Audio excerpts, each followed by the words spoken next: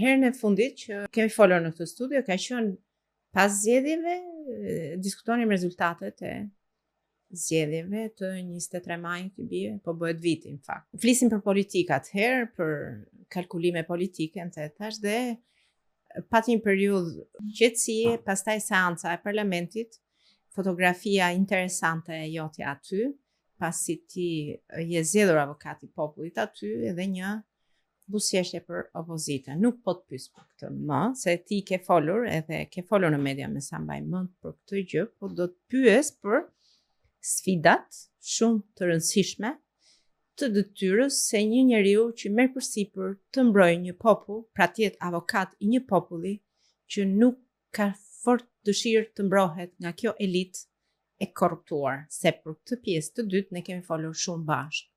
Një elitë shumë e korruptuar që nuk e ka qeverisur këtë vend duke pas në qendër interesin e qytetarit dhe po të shkojmë akoma më herët pastaj elita dhe e ka vrarë qytetarin e vet padrejtësisht. Jo se s'ka ndodhur dhe më vonë, po janë raste sporadike. Praktikisht si mbrohet një popull prej elitës që e sundon? Shumë faleminderit për ftesën. Ju referuat takimit të fundit si takim mas zgjedhjeve, unë i referoja si para betimit. Pra, para betimit, para kushtetutës për marrjen e rolit të avokatit të popullit, lidhe me sfidat e fillimit, unë kam një parim që fillimi duhet jetë i vështirë. Por nuk që i vështirë nuk është fillim. Është vazhdimi i asaj që ka qenë dhe unë jam i pakënaqur me situatën ose pozicionin ku ka qenë avokati i popullit deri më sot, jam i pakënaqur ku jemi sot dhe përpasoj dua ta ndryshoj këtë gjë. Sfida kryesore është që pritshmëria është e madhe, edhe për shkak të përgjegjësisë kushtetuese që ka institucioni dhe për shkak të zhurmës që u bë në zgjedhjen time, ndërsa mundësitë janë kufizuara. Roli i avokatit të popullit ka pozicion këshillues dhe rekomandues. Pra jep rekomandime për institucionet publike. Dhe flasim për një shtet ku zbaton vetëm 25% të vendimeve të Gjykatës Evropiane e Drejtave të Njerëzit. Pra, edhe vendimet e Strasburgut nuk zbatohen, jo më rekomandimet e avokatit të popullit. Kështu që sfida është e madhe për të përmbushur pritshmëritë e mëdha që kanë qytetarët dhe me ato mjete të kufizuara që ka institucioni i avokatit të popullit. Kjo nuk do të thotë që ne duhet të dorëzohemi, kjo do të thotë që ne duhet të punojmë dy fish. Pra për ta konsoliduar institucion dhe për të rritur peshën e rekomandimeve tona. Kjo është sfida kryesore, sepse unë dua që kur institucioni jon të flas, ato që ne themi të zbatohen. Dhe për këtu duhet matemi dy herë kur flasim. Pra jo thjesht për të rritur artificialisht numrin e ankesave, po për të garantuar që të gjitha rekomandimet tona ose pjesa më e madhe e rekomandimeve tona zbatohen dhe sjellin një ndryshim. Dhe në fakt më folen në përgjithësi, po a ka një hap institucional ose një akt që ju keni ndërmarrë ndërkohë për të prekur pikërisht atë pjesë më delikate të institucionit që është neglizhenca e institucioneve shtetërore për zbatuar rekomandimet. Si do ta arrini ju këtë qëllim që është më i rëndësishëm i juaj? E para ka lidhje me punën tonë. Ne kemi filluar në një proces riorganizimi tonë të brendshëm që kur ne të nxjerrim një rekomandim të jetë shumë i qartë. Kush është përgjegjësi, kush është baza ligjore që është shkelur, kush duhet ta zbatojë dhe të marrë masa, dhe cilët janë afatet brenda të cilave institucionet publike duhet të veprojnë. Të gjitha këto që thash nuk kanë ndodhur më parë. Pra, rekomandimet tona shpesh kanë qenë të përgjithshme, pa një afat të përcaktuar dhe sigurisht kjo krijonte mundësi që institucioni publik ose ta zvarriste ose mos ta zbatonte rekomandimin. Gjë që ka sjellë përqindje shumë të ulët, deri tani kemi 20% e rekomandimet tona zbatohen. Kështu që lidhet me punën tonë. Ne duhet të bëjmë një punë më të mirë dhe po e bëjmë një punë më të mirë. Pjesa e dytë ka të bëjë me institucionet publike. Këtu ne kemi disa instrumente. E para, po përpiqemi të ndryshojmë ligjin për avokatën e popullit në mënyrë që institucionet të cilat nuk zbatojnë rekomandimet e avokatit të popullit të penalizohen. E dyta, po punojmë me aktorë ndërkombëtar në mënyrë që mos zbatimi i rekomandimeve të avokatit të popullit një nga indikatorët e financimit. Pra që aktorë ndërkombëtar ta përdorin këtë si indikator performance dhe një bashki që nuk bashkëpunon me avokatën e popullit të mos mbështetet derisa të zbatojë këto rekomandime. Një instrument tjetër që na ka dhënë kushtetuta është që ne mund të kërkojmë pezullimin e akteve të institucioneve publike në rast që ato nuk zbatojnë rekomandimet tona. Kemi edhe disa instrumente të tjera të cilat mund të rrisin kostën për zyrtarin publik, duke çuar deri në marrjen e masave për atë zyrtar, kur ai nuk zbaton rekomandimet e avokatit të popullit. Por çfarë është gjithashtu shumë e rëndësishme është që të konsolidojmë bashkëpunimin me institucionet. Dhe në këtë fazë unë përpiqem që ne të ndërtojmë mura bashkëpunimi, të kemi pika kontakti në çdo institucion publik për të siguruar që në radhë të parë institucioni realisht do ta zbatoj apo jo rekomandimin që ne i kemi sjellë, sepse në fund ditës ai që rekomandimi ynë është zgjidhja e një problemi. Pra një qytetar është ankuar në institucionin publik, ne japim një zgjidhje se si zgjidhet ky problem. Dhe kur institucioni do të bëjë punën e vet, praktikisht ne po i ofrojmë konsulencë. Kur zyrtari do të abuzoj pastaj, sigurisht do ketë masa të cilat ligji na i ka dhënë, kushtetuta na i ka dhënë dhe me qasjen tonë më prezente në media, unë mendoj që do rrisim edhe presionin publik mbi këto institucione. A ka një ndryshim ndërkohë të reagimit të zyrtarëve, të institucioneve? Pas ti presion që po përpiqet institucioni juaj të bëj. A ka rritje të marrjes në konsiderat dhe të reagimit? Është shumë shpejt. Pra, unë kam vetëm 4 muaj në detyrë, është shumë shpejt për të parë një reagim.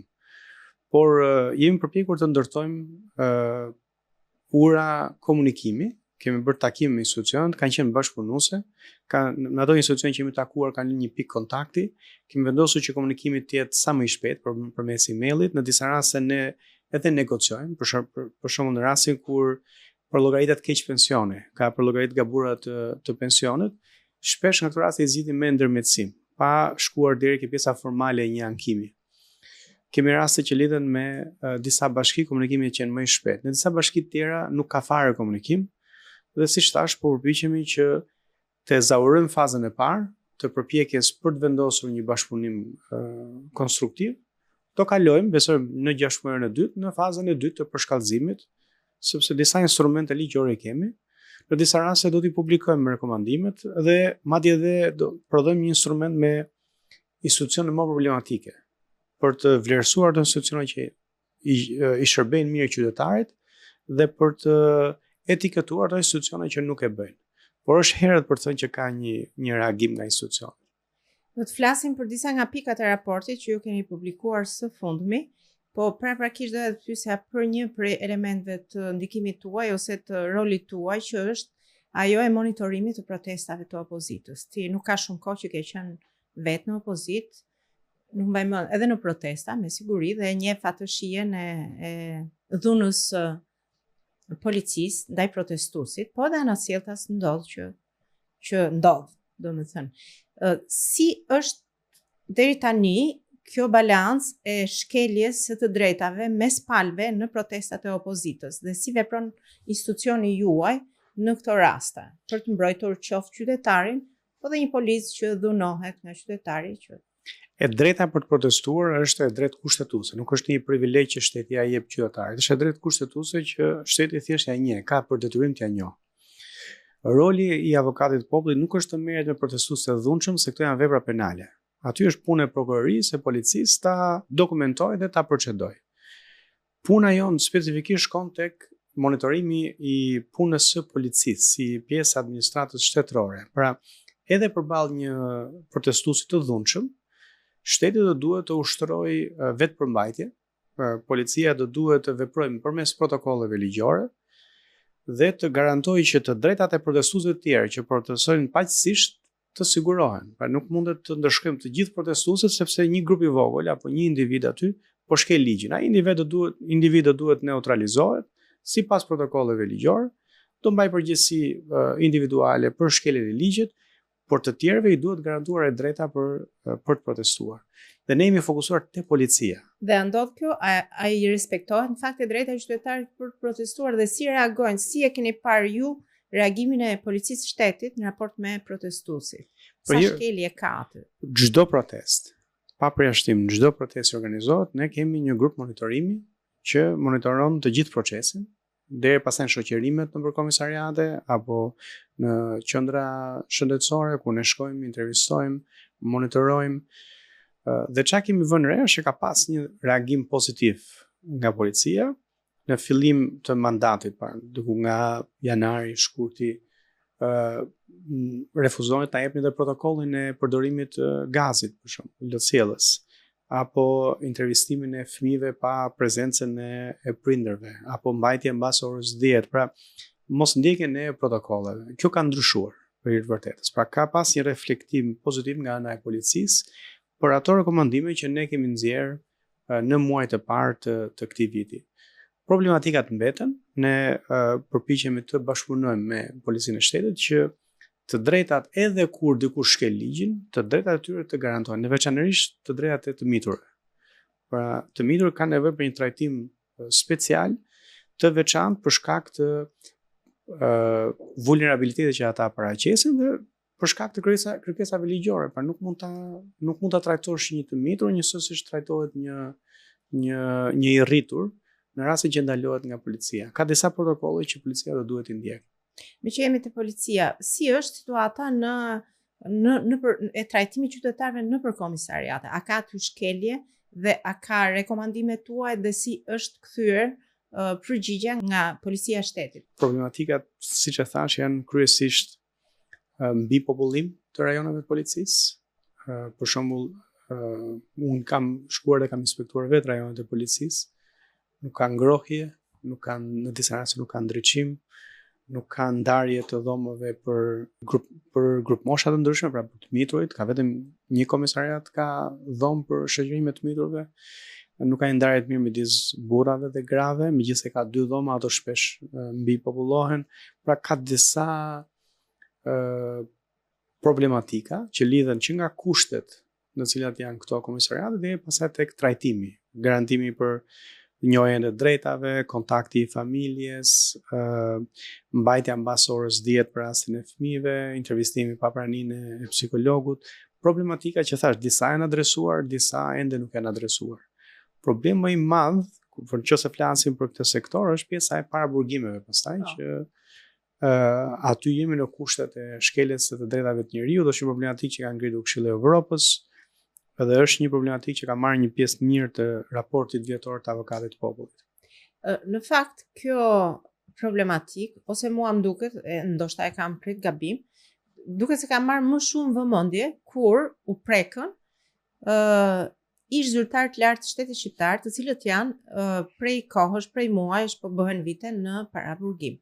Edhe reagimi i Këshillit të Evropës erdhi pas këtij momenti, që u ngrit zëri i avokatëve të zyrtarëve të lartë të shtetit, të cilët janë duke u hetuar dhe në paraburgim. Dhe në fakt ka dhe një situatë tjetër që ka qenë më përpara, me siguri është aty, me qindra, ndoshta mijëra qytetarë që rrinë në paraburgim. Si është kjo situatë dhe pastaj po shkojnë tek ish zyrtarët. Po e nis pak shumë shkurt me këta ish zyrtarët me të burgosurit VIP. I vetmi kontribut që kanë bërë ata është që për shkak influencës që ata kanë në media, është tërhequr vëmendja te një problematikë që ekziston aty prej vitesh.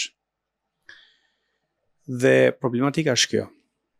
Rreth 60%, pra 58% e atyre që sot janë në burg, pra që ne i quajmë paraburgim, por që mbahen në burg, janë të padënuar. Pra, prokuroria i ka bashkë me një vendim paraprak të gjykatës, i ka mbajtur aty derisa të mbarojë hetimi. Do thotë, ne nuk e di mende nëse personi do dalë apo jo i fajshëm në fund.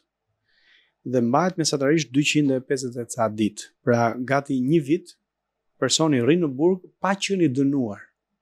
Pra pa u provuar fajësia e tij.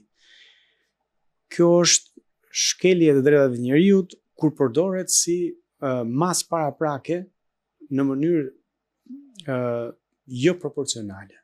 Pra në vendet e tjera të Bashkimit Evropian mesatare është 25%. Ne kemi më shumë se sa 2 fishin.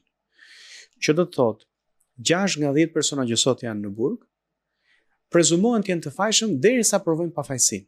Ndërkohë që do të ndodhë e kundërta. Ata do prezumohen të pafajshëm derisa prokuroria vërteton fajësinë e tyre. Ky është problemi kryesor. Kjo pastaj sjell mbi popullim të burgjeve. Kjo sjell mbajtje në burgje të personave që nuk përben rrezikshmëri shoqërore. Kjo sjell shkelje të drejtave të njerëzit, kjo sjell kriminalizimin e të rinjve, sepse ne harxojmë $10,000 në vit për një të burgosur dhe harxojmë 3.000 për një student. Dhe paguajmë më shumë për ta mbajtur një të ri në burg se ç'e mbajmë për ta mbajtur në universitet. Dhe nëse ti e mban një të ri në burg për 258 ditë, edhe nëse ai deli pafajshëm në fund, probabiliteti që ta kemi kriminalizuar është shumë i lartë. Kështu që kjo kërkon një vëmendje të veçantë. Thash, vëmendja shkon te burgosurit VIP, por ky është një problem sistemik, është një problem që duhet adresuar në mënyrë urgjente dhe që kërkon angazhim të prokurorisë, kërkon angazhim Ministrisë Drejtësisë dhe deri diku të Ministrisë së Brendshme.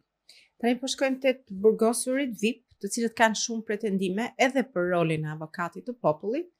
Po sidoqoftë, ata janë disa prej tyre, ish zyrtar shumë të rëndësishëm të shtetit shqiptar, është ish presidenti i Republikës, ish kryetari i Bashkisë Tiranës, ka ministra, ish kryetar bashkisë e të tjerë, të cilët vazhdojnë të jenë në burg për më shumë se 1 vit, secili prej tyre, dhe kanë të mohuar sipas tyre prezumimin e pafajësisë dhe vazhdojnë të mbeten në burg duke qenë persona që pretendojnë që nuk kanë rrezikshmëri shoqërore.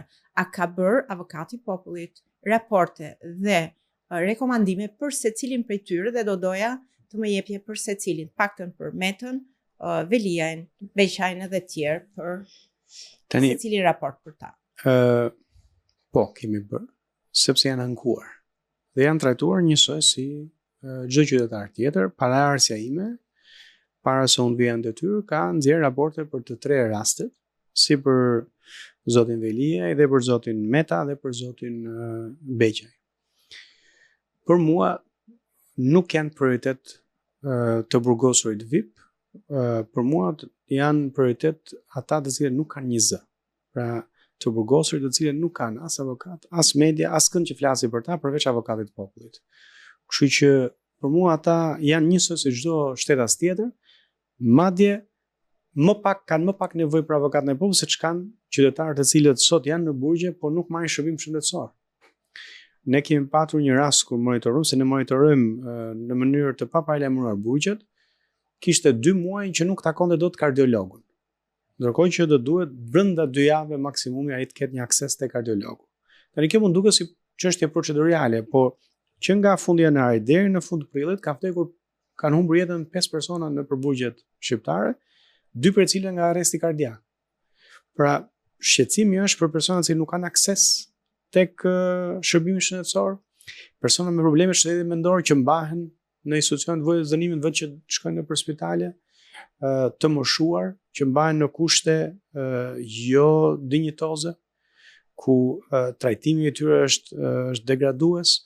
Pra, fokusi im janë këta, por padyshim çdo shtetas, ish president apo qytetar që nuk ka punuar kurrë në shtet, do trajtohet njësoj. Patjetër, nuk e kisha fjalën që këta të trajtohen ndryshe, por doja të thirrja edhe sepse shpesh pritshmëria e tyre është që ne të kemi një vëmendje të shtuar për ta, që unë nuk e shoh të justifikuar. Praktikisht, nëse në tavolinën tënde janë disa emra, edhe aty janë qytetarë dhe ti e merr në konsiderat më përpara ata, e vlerësoj absolutisht. Por edhe sepse mendoj që nevoja e tyre, padyshim, por nevoja e këtij që nuk ka zë për avokatën e popullit është më e lartë se sa ai që ka zë, ka studio avokatie, ka se kush flet për të. Problemi është që këta të tjerët nuk ka kush flasi për ta. Dhe e vërteta është që derisa shkuan në burg të burgosurit VIP, nuk foli askush për këta. Ndërkohë që është një problem sistemik, kemi vite që mbahen njerëzit në burg pa u dënuar. Mbahen në kushte degraduese. Ndërkohë që edhe nëse kanë bërë një gabim, do vuajnë dënimin, nuk ka pse të poshtërohen. Mbahen në kushte poshtëruese.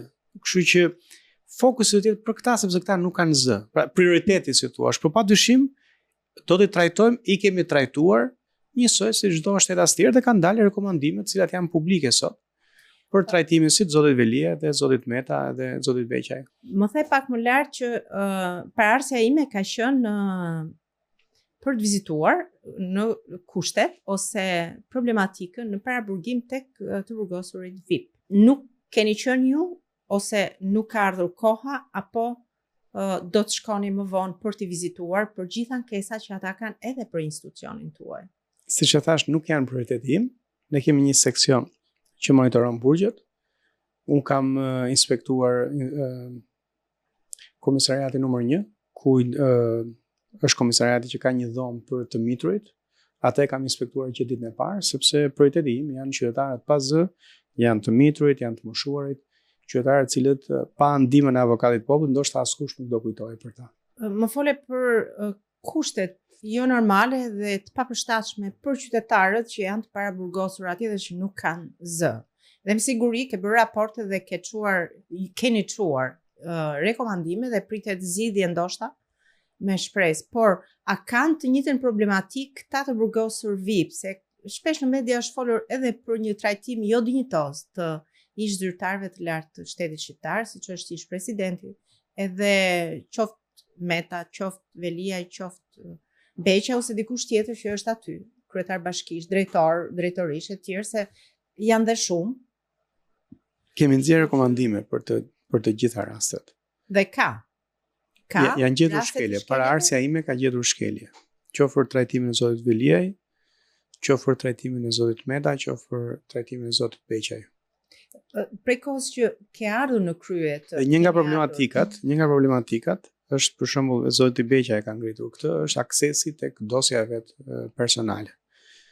Që në bindjen tonë është e drejtë e tij kushtetuese që të ketë akses tek dokumentacione, tek provat, tek dosja vet, dhe ne jemi duke përgatitur një rekomandim që kjo problematikë të zgjidhet në mënyrë sistemike. Pra që drejtoria e burgjeve të garantojë që çdo i burgosur në bibliotekën e institucionit të ketë një kompjuter të palidhur me internetin për shkak të rrezikshmërisë edhe apo pretendimeve për rrezikshmëri, por të ketë akses tek kompjuteri, të ketë akses tek dosja vet personale, se s'ka asnjë arsye pse të mos ta ketë, edhe si e drejt kushtetuese, po edhe sepse jetojmë në mijëvjeçarin e tretë në 2026, nuk ka arsye që të personave që mbahen në paraburgim apo qoftë të burgosur të mos kenë akses në kompjuter. Si zgjidhet problematika e numrit të shtuar të jashtëzakonshëm të paraburgosurve në për burgjet shqiptare? Ne do duhet të dekriminalizojmë shumë vepra që sot janë kriminalizuar. Pra, ne dënojmë me burg vepra të cilat mund të korrektohen me masa të tjera. Për shembull, qoftë rastin e korrupsionit.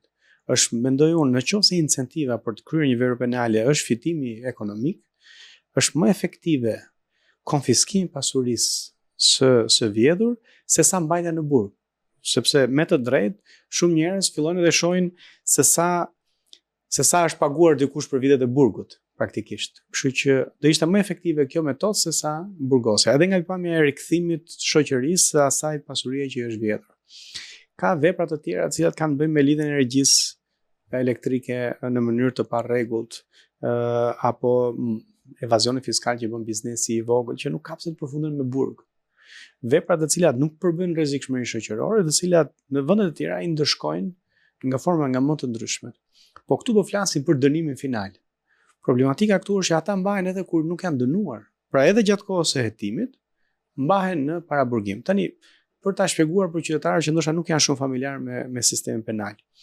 Paraburgim do të thotë, dikush akuzohet se ka kryer një vepër penale. Nuk e dim nëse ka kryer apo jo, po e hetojmë.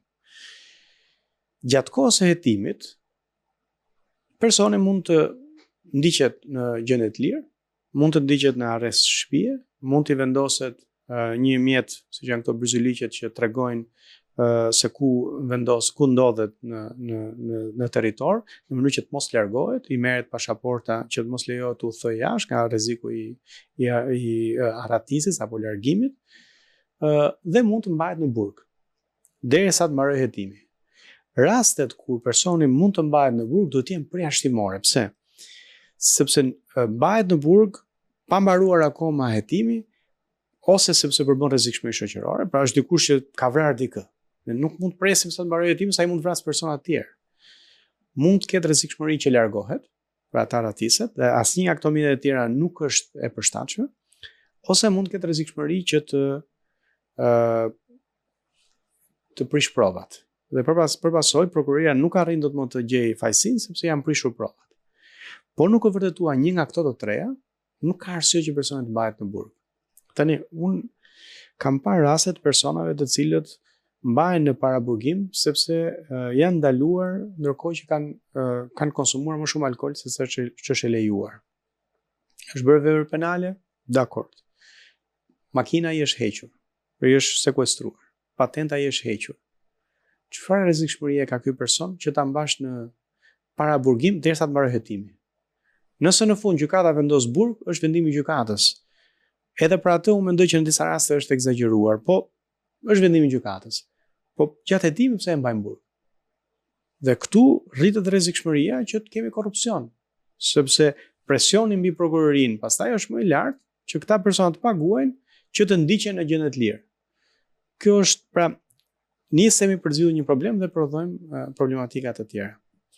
Për situatën në përburgje, ju keni rekomanduar mbylljen e 5 burgjeve në Shqipëri. Më të rroqi vëmendjen pak më lart kur thej se për të mbajtur një të ri në burg duhet 10.000 euro në vit. Ndërkohë që më duket shifër e mirë kjo dhe kushtet aty nuk janë e mirë, e mjaftueshme dhe kushtet aty janë mizerje. Çfarë ndodh me këto kuota që caktohet për një të burgosur, ndërkohë që kushtet atje janë mizerje, sepse tek kjo kuota mendoj se hyn të gjitha hallkat e qëndrimit të jetës së një të burgosuri. Ka një shpërndarje jo të mirë të burgjeve, pra të alokimin në burgje. Pra që do thotë, në disa raste paguhen më shumë persona staf ose hapësira se çka të burgosur, në disa raste ka mbi popullim. Që kjo tregon një lloj shpërndarje jo të mirë. Për shembull, ne kemi 87% të vendeve në burgje janë të zëna. Pra, po e parë nga ky këndvështrim, ka burgje që ende kanë qeli bosh. Ndërkohë që ka burgje që janë të mbipopulluara, si rastin e Lezhës, që është 65%, ke Jordan Misja, në Vlorë, ke në Kukës janë mbi kapacitetin. Që do thotë, nëse një qeli është bërë për 2 persona, aty mund bëhen 4, mund bëhen edhe 6. Apo nëse një qeli është bërë për 4 persona, aty bëhen 8. Pra, një mbi popullimi i burgjeve, që do thotë që persona flenë në tokë, do thotë që nuk kanë akses në shërbime bazë, kushtet higjienike janë mizerabël, rrobat nuk i mbajnë nëpër dollape se s'ka për të gjithë, i mbajnë nëpër qese, pra një trajtim degradues. Tani se çfarë ndodh, se ku shkojnë paratë dhe si menaxhojnë paratë, kjo mbetet për të vërtetuar nga KLSH-ja, nëse kemi rast abuzimi, po mund të jetë edhe siç thash, është kosto institucionale, kosto për stafin që është për të ndjekjen e personit, por një përllogaritje totale është me numrin e burgosurve, me sa harxojmë ne për gjithë sistemin penitenciar, shkon rreth aq. Një shoqëri vlerësohet për mënyrën se si sillet me më të dobtit. Në fakt, si sillet shoqëria shqiptare, institucionet shqiptare me më të dobtit, me ata të shtresat në nevojë, me më të varfrit, edhe me personat me aftësi të kufizuara dhe gjithë sa janë ata që përbëjnë shtresat në nevojë në Shqipëri. Ne jemi vetëm institucion që në historinë e pas vitit 90 që kemi iniciuar për llogaritjen e minimumit jetik, që besoj që do të jetë baza e punës së çdo shteti. Pra, për të llogaritur sa i duhet një njeriu në Shqipëri për të jetuar me dinjitet. Pra, minimumi nën të cilin nuk mund të jetosh sepse jeton në varfëri të thellë. Dhe ky ka qenë fokusi i punës tonë. Po keni parasysh që në një shtet ku ka pabarazi të madhe, koston kryesore e paguajnë ata që janë më të dobtit, të cilët nuk arrin dot të mbrojnë veten, por kanë nevojë që shoqëria të kujdeset për ta. Një problematikë e vazhdueshme është personat me aftësi të kufizuara, të cilët nuk kanë akses. Për shembull, ne kemi monitoruar vitin e kaluar zgjedhjet dhe kemi parë aksesin e personave me aftësi të kufizuara nëpër qendra votimi, që është drejt kushtetuese. Dhe një pjesë e konsiderueshme e qendrave të votimit nuk kishin akses me këto rampet për të futur persona me aftësi të kufizuara për të shkuar për të votuar.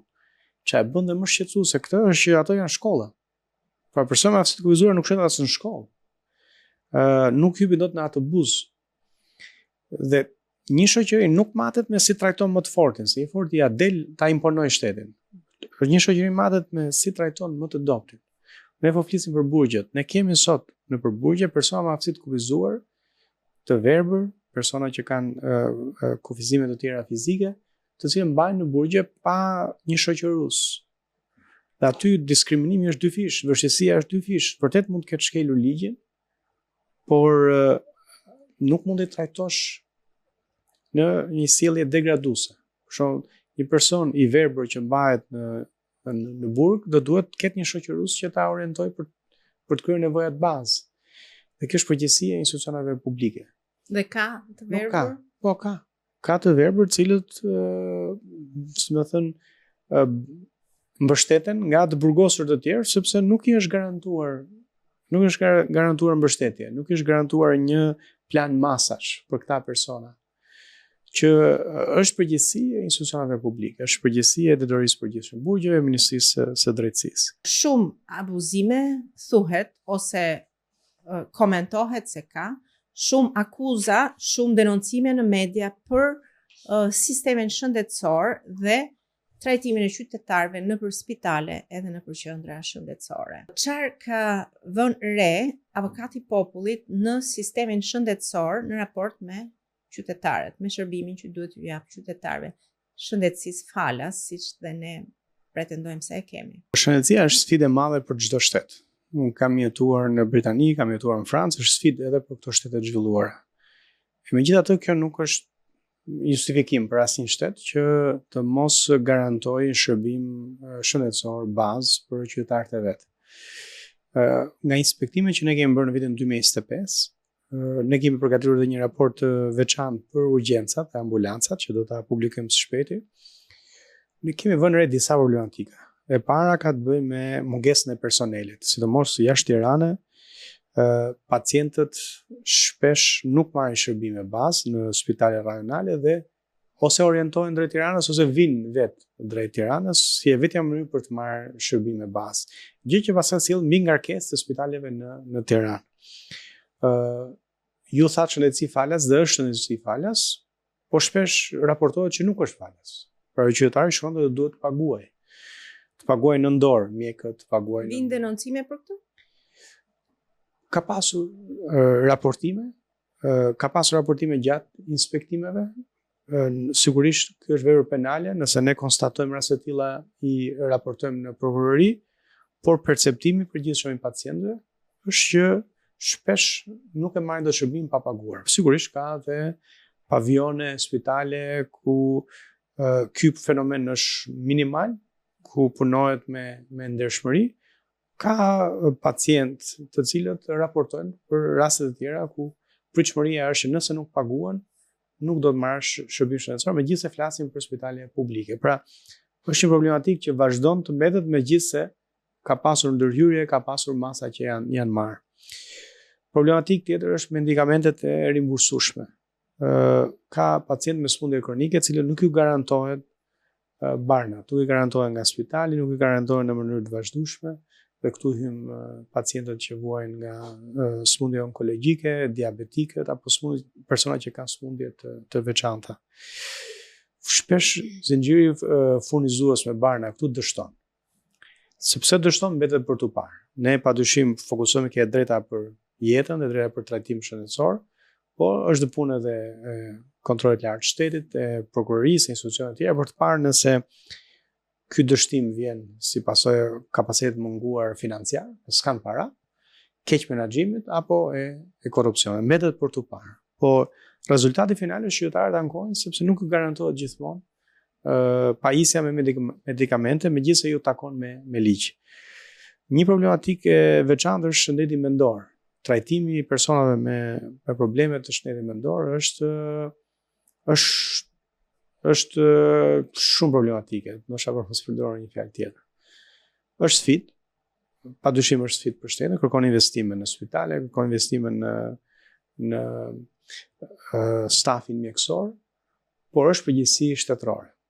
Dhe ne duhet garantojmë që persona me probleme të shëndetit mendor marrin një trajtim dinjitos, sepse ata janë shtetas shqiptar dhe është e drejta e tyre kushtetuese për që të marrin një trajtim dinjitoz në spitalet publike. Tani do të shkojmë te një ndër pikat më sensitive të historisë së tranzicionit, që është çështja e pazgjedhur e pronave në Shqipëri.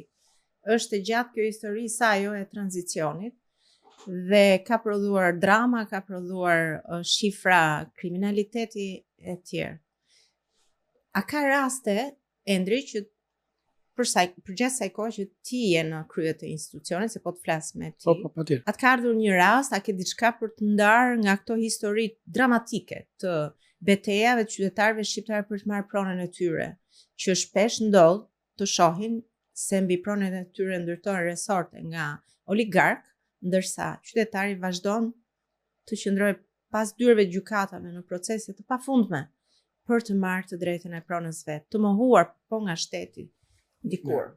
Fatkeqësi është që populli shqiptar për 45 vite ju mohua e drejta e pronës. Jo fiks 45 vite, se fillimi u njoh, pastaj ngadalë u mor nga regjimi i kaluar. Dhe në vitin 90, një nga prishmëritë e mëdha ishte që më në fund qytetarët shqiptarë do t'i garantojë drejta e pronës, e do ta shijonte drejtë e pronës. Shumë qytetarë nuk kanë pas mundësi ta shijojnë drejtë e pronës për shkak të mënyrës si sjell shteti shqiptar, duke filluar që nga parlamenti me ligjet që ka bërë, pastaj tek ekzekutivi. Sot pengesa më e madhe është kadastra shtetërore. Në çdo 10 ankesa që ne marrim, 1 deri në 2 ankesa janë për kadastrën. Do të thënë, mbi ngarkesa më të madhe që ka institucioni jonë ka sepse ASHK nuk bën mirë punën e vet. Dhe qytetarët vinë ankohen te ne. Kështu që këtu nëse ka një institucion përgjegjës që duhet reformohet, që duhet reagojë, është kadastra.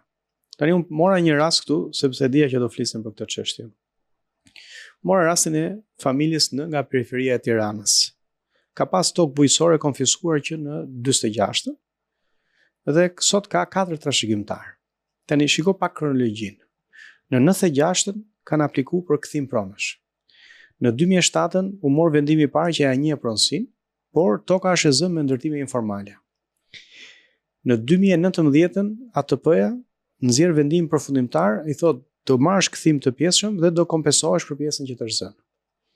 Në 2020 kadastra e refuzon regjistrimin se i thonë mbi këtë sipërfaqe ka leje legalizimi. Në 2021 ATP-ja thotë drejtoju kadastrës dhe gjykatave.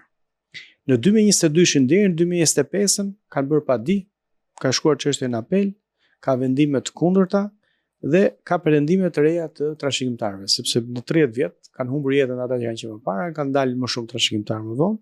Sot mbas 30 vjetësh kanë 3 vendime gjykatash, 2 vendime administrative, asnjë certifikat pronësie. Pra ping-pong. ATP-ja thotë unë vendose kush e ka pronën, kadastra thotë unë regjistroj vetëm ata që janë në terren, gjykata thotë unë gjykoj rast pas rasti, asnjëri nuk thotë unë ta zgjidh problematikën. Dhe qytetari sillet vërdall për 30-35 vitesh pa marrë certifikatën e pronësisë, pa gëzuar pronën e vet. Këtu ne nuk mund të kthehemi në gjykatë të nivelit 4 edhe të gjykojmë rast pas rasti. Po këtë sorollatjen administrative këtë ne mund të ta ekspozojmë dhe të ngrem zërin që të zgjidhet, sepse aty është mungesë e vullnet nga institucionet publike. Dhe siç thash, kadastra sot është në zemër të këtij problemi.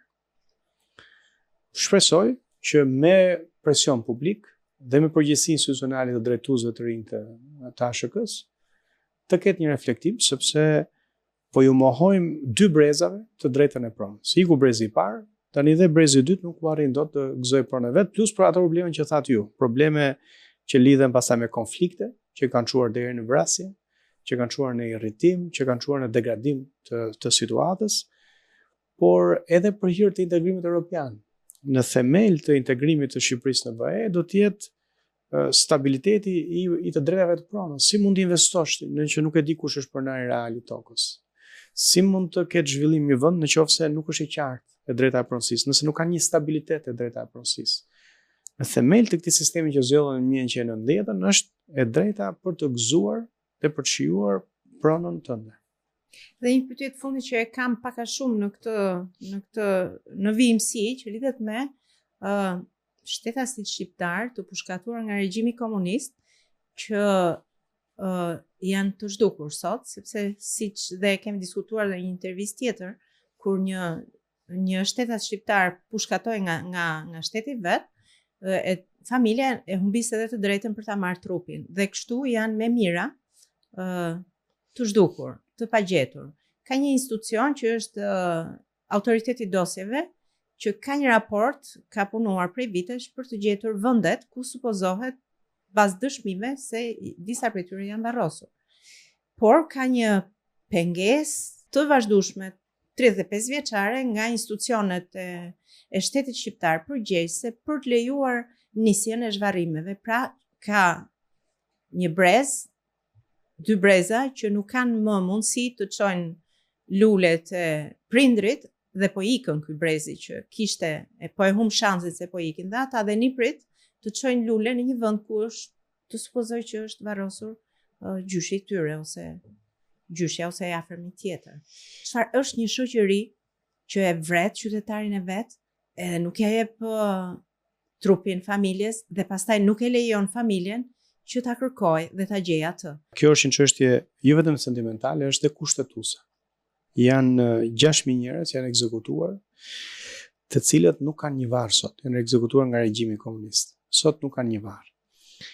Konventa Europiane e Drejtave të Njerëzit në enitet ja garanton, ja njeh dhe ja garanton të drejtën familjeve për të pasur një varr për të dashurit e tyre. Ke jurisprudencë e Gjykatës Europiane e Drejtave të Njerëzit që i ka dhënë drejtim kësaj çështje. Ke modele nga vendet e tjera, si Argentina, Spanja, Gjermania, Polonia, të cilat kanë ngritur mekanizma për ta adresuar dhe për ta zgjidhur këtë problematikë jo mbas 36 vitesh, shumë shpejt mbas ndryshimit të sistemit.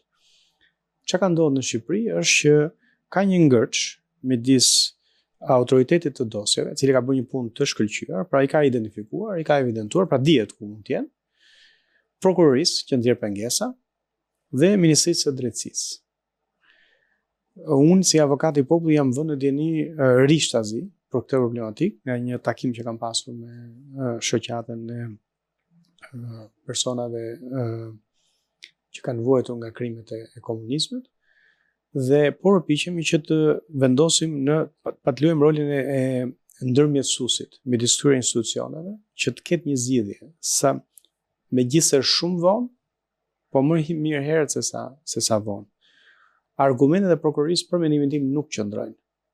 Pra, prokuroria është kthyer pengesë kot në këtë çështje, por Ministria e Drejtësisë duhet luajë një rol më aktiv. Ne përpiqemi me aq instrumente dhe mundësi sa kemi që do ta ngrimë zërin për këtë çështje, me shpresën që më në fund do ketë pak sens në mënyrën se si trajtohet kjo çështje, sepse nuk mundet një shoqëri të ecë përpara pa bërë paqe me të shkuarën e vet.